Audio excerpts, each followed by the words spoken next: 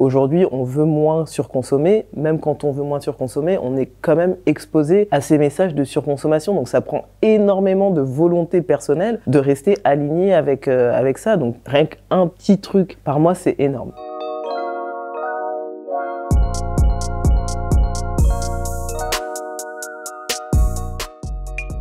Bonjour, je suis Cynthia, experte en prévention et santé naturelle et je suis la fondatrice du site Cynthiaka. Alors mes valeurs et ce que j'aime partager à travers mon travail, c'était surtout quand j'ai commencé l'envie de partager mon expérience autour du cancer du sein. J'ai eu un cancer du sein à peine 30 ans et j'avais envie de pouvoir partager mon expérience pour permettre aux personnes qui l'ont aussi vécu d'avoir des conseils qui soient concrets par rapport à leur maladie, chose qui ne se faisait pas à l'époque. Et petit à petit, j'ai commencé à donner des conseils surtout autour du bien-être, de la prévention autour de la santé. J'ai voulu montrer aussi qu'au quotidien, ça pouvait être facile, qu'on pouvait prendre des actions simples et concrètes qui pouvaient avoir un impact assez important pour nous et aussi pour nos enfants. Alors j'ai envie de dire, ça passe énormément, pour moi ça passe énormément par l'échange et par les retours en fait d'expérience de pas mal de personnes. Je viens aussi d'une culture où on échange en fait énormément vocalement. Je viens du Cameroun d'origine et du coup il y a cette idée que voilà, l'échange va permettre d'apprendre de plus en plus et tous ces échanges m'ont permis d'aller chercher de plus en plus par moi-même toutes les choses que je ne connaissais pas, donc que ce soit par Google, que ce soit par des voyages, que ce soit par des formations que j'ai faites, que ce soit par la lecture, que ce soit en écoutant des podcasts. Et vraiment depuis que je suis jeune, je suis passionnée, donc c'est quelque chose qui me vient assez naturellement, mais je dois dire qu'en échangeant avec les autres, ça m'a permis aussi d'ouvrir le champ des possibles et de vouloir en savoir plus en fait. Et je pense que c'est cette curiosité qui fait qu'aujourd'hui, c'est vrai que je pense que j'ai un savoir qui est peut-être un petit peu plus que la moyenne. Exactement, donc je suis naturopathe, experte en nutrition végétale et prof de yoga et j'ai fait des formations, donc notamment ma formation de naturopathie avec une école en ligne au Canada. Une question qu'on me pose énormément parce qu'il y a beaucoup de gens aujourd'hui qui veulent devenir naturopathe. J'ai aussi fait plusieurs formations de yoga après mon cancer du sein, des formations autour de la nutrition végétale puisque j'avais besoin d'en savoir plus parce qu'il y a beaucoup de personnes qui ne savent pas comment transitionner vers le végétal, qui ont peur de manquer de protéines notamment, qui ne savent pas où chercher. Je voulais surtout simplifier en fait et c'est vraiment ça que m'ont permis les formations, c'était simplifier parce que j'avais de toute façon cette idée de partage et en faisant des formations, ça me permettait vraiment de comprendre et revenir à l'essence et de pouvoir partager les recettes que je fais aujourd'hui sur mes réseaux. Alors j'étais vraiment, si je reste dans la mode, j'étais une vraie fashion victime. J'ai travaillé pendant plus de 10 ans pour de grandes marques de mode en tant que responsable événementiel. Ça voulait dire organiser des fashion week, ça voulait dire avoir des habits différents tous les jours, ça voulait dire être prise en photo. Donc voilà, on était dans vraiment un univers 100% mode. Oui, je peux me lever ou pas? Du coup, j'ai une combinaison que j'ai achetée en 2008 dans une friperie à Londres, que j'adore, qui est un petit peu mon uniforme. Et j'ai des chaussures en cuir que j'ai gardées et qui datent de 2018. Donc ça fait à peu près 5 ans que je les ai et qui sont hyper confortables. Voilà. Alors moi j'ai envie de dire que ça s'est fait en 2 temps, ma prise de conscience. J'ai envie de dire il y a eu l'avant-cancer et l'après-cancer. L'avant-cancer en fait j'étais déjà dans des habitudes responsables plutôt par rapport à ce que je mettais sur ma peau, ma beauté. Je faisais mes propres produits depuis longtemps. Depuis que j'avais environ 15-16 ans, je m'étais toujours intéressée un petit peu à la façon dont on faisait ses crèmes, où on prenait soin de son corps. Et après mon cancer, j'ai eu plus d'intérêt pour tout ce qui était nutrition, notamment grâce à la nutrition végétale. Je me suis énormément intéressée à tout ce qui est perturbateur endocrinien et il y a une vraie prise de conscience qui s'est faite notamment par rapport à la mode et à la façon dont les habits sont produits aujourd'hui. Non, si un jour on m'avait dit que j'allais être végane, je pense que j'aurais vraiment rigolé. D'ailleurs, j'ai retrouvé une photo de moi récemment où j'ai au mariage de ma sœur où je suis en train de manger un gros bout de poulet dans la voiture en train de conduire. Donc non, j'ai vraiment jamais pensé devenir... Alors, je me dis pas végane, moi je me dis plant-based, mais il n'y a pas cette nuance en France, on utilise végane un peu pour tout. Même pendant la maladie, j'ai transitionné à un mode de vie végétarien, donc en 2017. Et en 2020, pendant le confinement, c'est vraiment là où j'ai vraiment fait la transition vers le végétal, parce qu'aussi je venais de finir une formation qui m'a permis de comprendre exactement ce dont j'avais besoin pour ne manquer de rien. Et donc au début j'étais végétarienne, après je suis devenue pescitarienne, mais ça a vraiment été une transition et c'est une question qui revient souvent de comment je fais pour devenir végane. Si je vous rejoins, ça prend du temps. J'ai mis, je pense, du début à la fin, c'est quoi, c'est 6 ans, vraiment pour compléter, on va dire, ouais, 3-4 ans pour vraiment comprendre. Et je viens aussi d'une culture africaine où on mange énormément de viande, où être végane, c'est un mot qu'on ne connaît pas.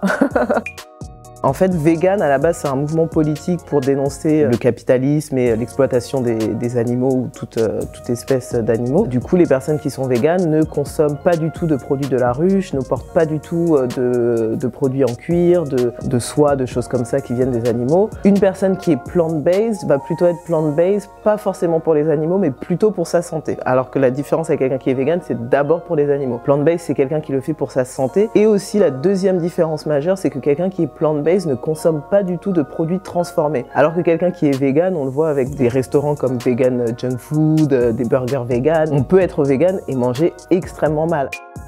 Complètement. Je trouve qu'aujourd'hui on vit dans un monde où il y a énormément de surconsommation. Moi j'ai vraiment ce truc de revenir en fait aux fondamentaux. Pendant le confinement, moi je suis comme tout le monde, voilà, le confinement a été difficile. J'ai été diagnostiquée de dépression, de stress post-traumatique et le fait de revenir en fait à ces fondamentaux et de ne pas acheter 15 produits juste pour mon petit visage et aujourd'hui de n'en utiliser que 2 ou 3, rien que ça en fait va impacter la santé mentale et la charge mentale consumériste, j'ai envie de dire, au quotidien et même le fait de mieux manger. En fait, aujourd'hui, je sais exactement ce dont j'ai besoin. Je mange moins, mais je mange mieux. Je mange des choses qui me nourrissent énormément. Je dis toujours que la santé mentale passe par le ventre et c'est la réalité. C'est des choses qui sont liées et pour moi, savoir que je dois manger des fibres tous les jours, ça va permettre à me sentir bien dans ma tête pour la journée. C'est hyper important. Et du coup, vraiment avoir cette conscience en fait du corps m'a permis vraiment de travailler en fait ce pan santé mentale de façon beaucoup plus positive, alors qu'avant vraiment je pense que j'étais vraiment plus prise par ce côté très consumériste où rien que travailler dans l'événementiel, tous les jours on doit se dire comment on va s'habiller aujourd'hui, qu'est-ce qu'on va porter tout, alors que c'est des choses auxquelles je pense vraiment plus du tout, qui m'impactent plus psychologiquement quoi. Oui, alors je sais pas si c'est une routine, c'est plutôt un rituel et pour les personnes qui me suivent sur Instagram, tous les jours je partage un peu dans mes stories ce qui marche pour moi, donc c'est beaucoup de yoga, c'est vraiment je pense la chose que je fais au quotidien, un peu de journaling, de méditation, de respiration, donc ça c'est vraiment on va dire un petit peu mes échappatoires internes pour passer une bonne journée. Et après il y a vraiment tout ce qui a trait à la nutrition et j'ai fait une vidéo sur YouTube récemment où on me pose énormément la question dans ma communauté, quelles sont les choses que je prends au quotidien pour me sentir bien. Et moi, ma santé physique passe par ma santé mentale et du coup ma santé digestive. Et dans cette vidéo, je partage justement tous mes super aliments qui sont indispensables à une bonne santé digestive. Donc que ce soit du moringa, de la poudre d'ortie, du jus de gingembre que je fais moi-même. Voilà, c'est un petit peu tous mes rituels qui sont et santé mentale et santé physique et nutritionnelle. Aujourd'hui, je pense que j'ai un rapport beaucoup plus sain à la mode dans le sens où avant c'était encore une fois quelque chose qui me prenait énormément de temps à me dire comment je vais m'habiller, qu'est-ce que je vais porter. Aujourd'hui, je pense que j'ai réussi à identifier ce qui marchait pour moi. J'ai un style j'ai le même style depuis que je suis née. J'ai jamais vraiment été attirée par une marque en spécifique et j'ai vraiment ce rapport où je me dis en fait si je porte pas un produit depuis les 6 derniers mois, en fait je n'en ai pas besoin, je ne mets pas. Avant, j'étais vraiment, encore une fois, ce côté mode où je pouvais dépenser vraiment 300-400 € par mois dans de la fast fashion. Aujourd'hui, c'est une fois tous les 6 mois et encore. Donc vraiment, c'est extrêmement différent de la réalité dans laquelle j'étais avant. Alors j'ai quitté la fast fashion pour plusieurs raisons. Une des raisons principales, c'était surtout une prise de conscience par rapport à le côté plutôt éthique et responsable et aussi le côté santé qui pour moi ont joué un rôle en tout cas dans toutes les prises de parole que je fais autour de la prévention santé. Quand je me suis rendu compte qu'il y avait énormément de produits chimiques dans beaucoup de produits de la fast fashion et c'est des choses qui pour moi en fait étaient complètement aux antipodes de la vie que je voulais mener aujourd'hui en sortant d'une maladie comme un cancer du sein. Une des choses qui m'a le plus marqué quand j'ai fait mes recherches autour de la fast fashion, ça a été de savoir qu'en fait il y a des produits chimiques surtout dans les sous-vêtements, donc que ce soit les culottes ou les soutiens-gorge et du coup quand on sort d'un cancer gynécologique comme le mien ou quand on sait aujourd'hui que l'endométriose, le SOPK, les problèmes gynécologiques pour les jeunes femmes sont en train d'augmenter, ça a un impact énorme sur notre santé féminine et qui m'a fait me dire en fait j'ai plus envie d'être dans cette idéologie très consumériste qui qui juste me correspondait plus. Exactement, ça vous touche physiquement, et quand on sait qu'il y a des phtalates et des PFA dans les sous-vêtements et que des petites filles de 5-6 ans sont amenées à les porter tous les jours, moi je dis toujours aux gens, lavez au moins vos sous-vêtements 2 fois quand vous les avez achetés, neufs. Et si vous pouvez pas vous permettre, parce que je comprends bien que le bio et l'éthique ça peut coûter très cher quand on veut refaire toute sa garde-robe, mais s'il y a un truc vraiment que vous voulez changer, ou en tout cas sur lequel vous voulez vous concentrer, ça va être les sous-vêtements, que ce soit pour les petites filles ou que ce soit aussi pour les petits garçons, puisqu'on a des taux aujourd'hui d'infertilité chez l'homme qui sont assez importants, et qu'on n'avait pas ça il y a juste 30 ans. Donc vraiment, s'il y a une chose que vous devez faire, c'est vraiment vous concentrer sur les sous-vêtements. Des tips pour une mode un peu plus durable, donc je dirais de faire un état des lieux de sa garde-robe au moins une fois tous les 6 mois, ou à chaque gros changement automne-hiver, printemps-été. Et si on les a pas portés depuis au moins 6 à 8 mois, en fait on en a plus forcément besoin, j'ai envie de dire, hormis les chaussures. Et je dirais plutôt garder un manteau qu'on a acheté et qui vient de la fast fashion il y a 20 ans, que de racheter même de la mode durable tous les ans au final, parce que finalement c'est pas forcément durable. Et donc d'éviter de jeter les pièces qu'on avait avant, comme ce que moi je peux faire avec mon cuir, de prendre du temps pour soi, que ce soit pour tout le monde, vraiment d'accepter en fait qu'on est vraiment dans une période difficile. Même j'ai fait un post récemment pour dire que je suis moins créative, je suis moins productive, et que je l'accepte en fait, et j'ai appris à prendre ce temps pour moi, pour juste prendre du recul. Et à travers ça, du coup je vais peut-être un petit peu plus prendre du temps pour méditer, prendre du temps pour respirer, prendre du temps, et c'est une de mes intentions que je me suis posée cette année, c'est d'appeler en fait un ami, soit quand ça va pas, ou au moins